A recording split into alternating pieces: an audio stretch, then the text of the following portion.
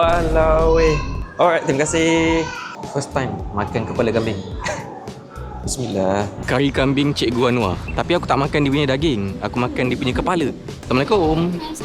Tadi saya ada pre-order nama Arif. Kepala kambing ni bukan? Ini kepala rusa. Rusa? So kalau kepala kambing yang ini. Ada nak recommend lagi ke? Rusa dan landak. Rusa ni ambil yang masak lemak cili padi. Landak ni ambil yang rendang. Alright, thank you. First time makan kepala kambing. Bismillah. Wow, sedap juga. Kepala kambing ni dia masak lama tau. Sejam. Jadi kalau tak nak tunggu lama, pre-order dulu. Call dia, cakap saya nak order yang ni. Lepas tu datang makan je. Makan dengan nasi. Wow. Menu baru, kepala rusa. Aku tak perasan kalau tak aku order ni tadi. Tapi kena pre-order dulu. Sebab nak masak ni dalam 3 jam ke 4 jam macam tu lah. First time tak makan rendang landak ni. Bismillahirrahmanirrahim. Sedap gila. Ni saya sedap tak tipu. Rendang dia memang dah sedap lah. Teringat air raya itu. Tapi daging landak ni pun lembut. Tak tahu nak explain macam mana daging landak. Tapi kena rasa sendiri lah. Wajib try. Datang ramai-ramai dengan family.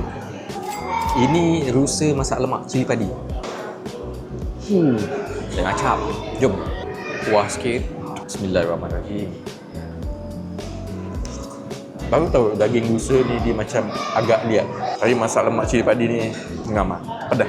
Rusa dengan landak ni ada 3 jenis masakan. Rendang, masak lemak cili padi dengan sup. Nasi Arab kari kambing. Famous dengan nama dia, restoran kari kambing. Jom try. Nasi, kambing, acar, kuah ada sikit.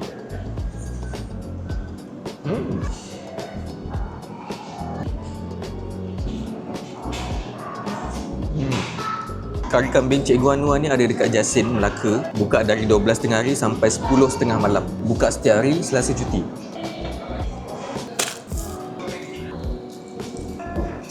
Wow.